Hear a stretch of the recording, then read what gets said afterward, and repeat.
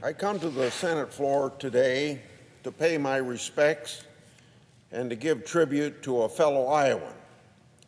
This fellow Iowan served for 6 years right here in the United States Senate. In fact, the Iowan who brings me to the floor today is my predecessor, the Honorable John C. Culver. I'm sorry to learn that Senator Culver passed away the day after Christmas. I have no doubt that his spirit of public service and his commitment to civic engagement will carry on for generations to come. I will come back to this legacy in just a moment. John and I had our differences. He was a Democrat and I'm a Republican. But we shared a commitment to public service and working to advance the interests of the people of Iowa, the great state of Iowa. We both had the privilege to serve Iowans in both houses of Congress. For a decade, John represented Iowa's 2nd District in the House of Representatives from 1965 to 1975. I represented Iowa's 3rd District from 1975 to 1980.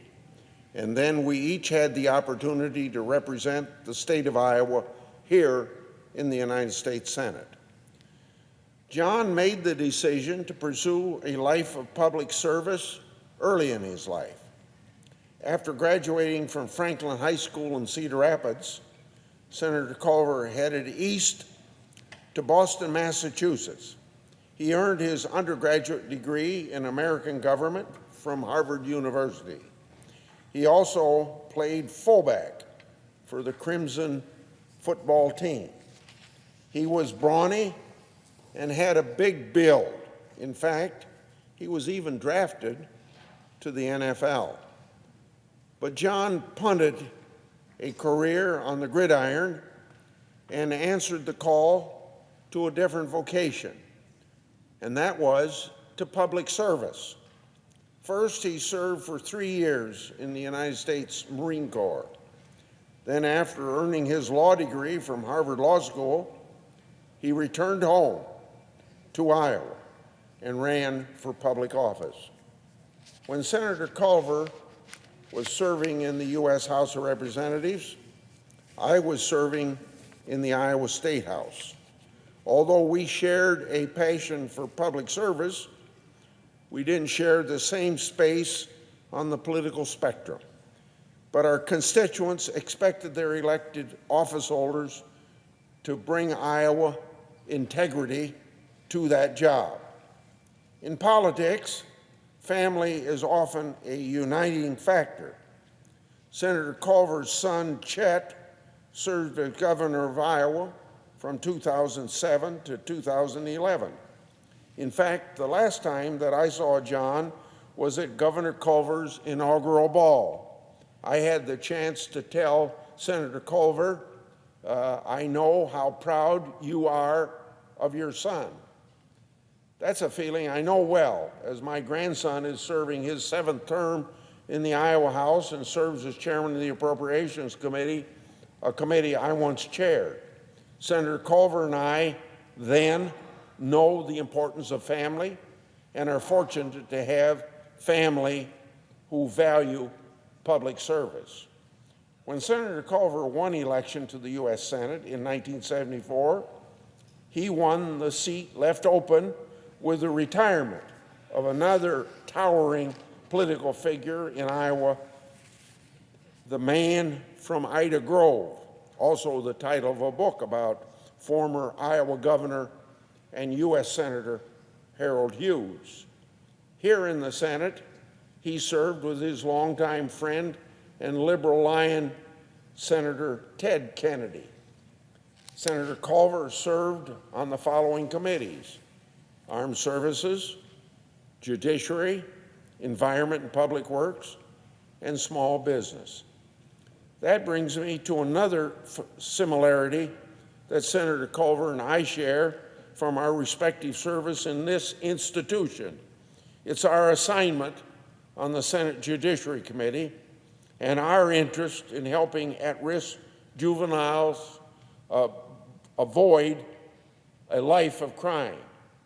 Senator Culver chaired the Senate Judiciary Subcommittee to investigate juvenile delinquency. He convened oversight hearings to examine the 1974 Juvenile Justice and Delinquency Prevention Act, now widely known as the JJDPA. At a hearing in 1977, Senator Culver pointed out that in our state of Iowa, 8,400 juveniles were processed through the courts in the year 1965. Then, at the time of these hearings and the passage of this legislation, by 1974, the number had increased to 20,200, highlighting then the need for reforms like those in the Juvenile Justice Act. John's leadership on the subcommittee helped make sure that this sweeping new law, passed just 3 years before, worked to help keep young people on the right track and away from a life of crime.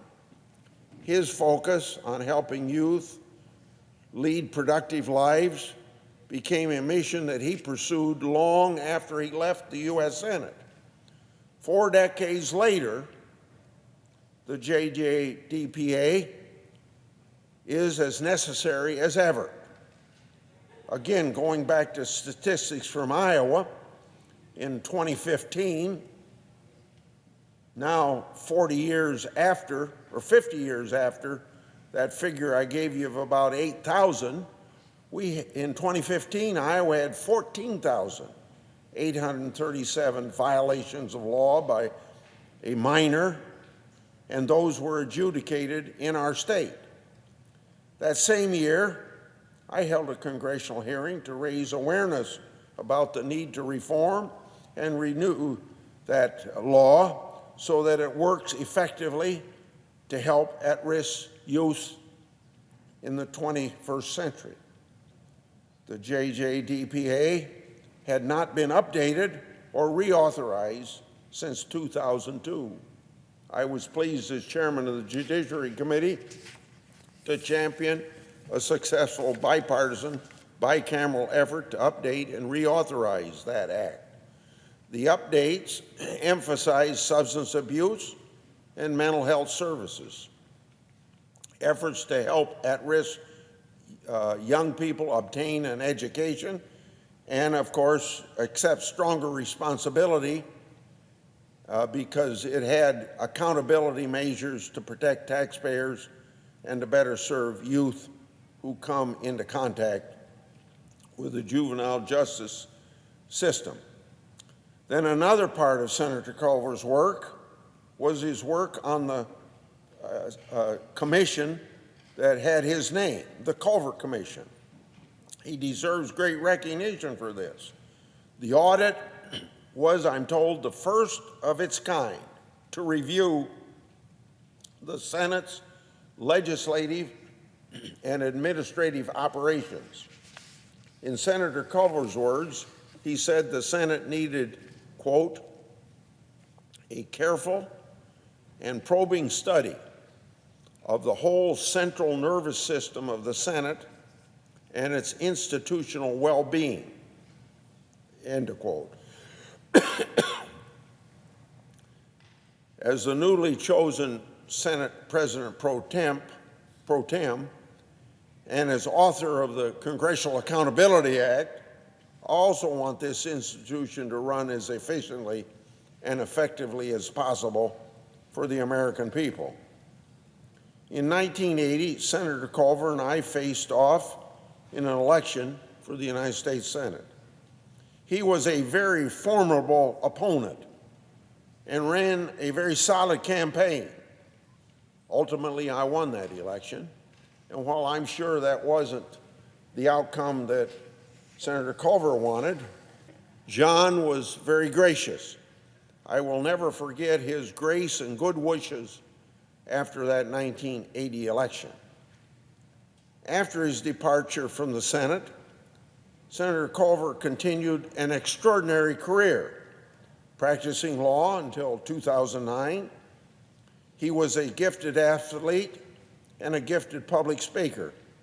He became an author, a guest lecturer, and a visiting professor, carving an extra wide path with extra broad shoulders to inspire generations of young Americans to engage in civic life, in service, and in politics.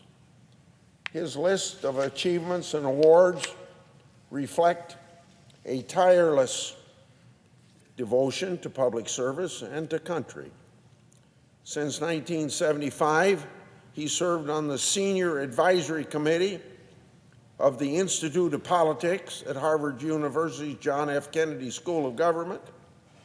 In 2013, he became Chair Emeritus.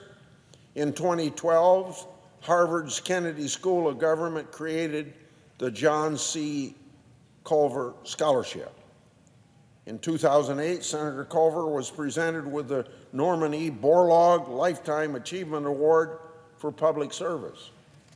In 2010, he was presented with the Congressional Joint Leadership Foundation's Leadership Award for his work encouraging young Americans. He received 6 honorary degrees, and in 2010, Simpson College in Indianola, Iowa, partnered with Senator Culver to launch the John C. Culver Public Policy Center. The Nonpartisan Policy Institute is designed to educate and to inspire participation in our democracy. It seeks to encourage young people to consider public service as their life's work. John's life reminds all of us that a life spent in service of others is a life well lived. John's tireless efforts to serve his country and the people of Iowa will be long remembered and serve as an example to all who honor his memory. Barbara and I extend our deepest condolences to the entire Culver family. May God bless them in their time of bereavement, and may God bless Senator Culver. I yield the floor and suggest the absence of a quorum.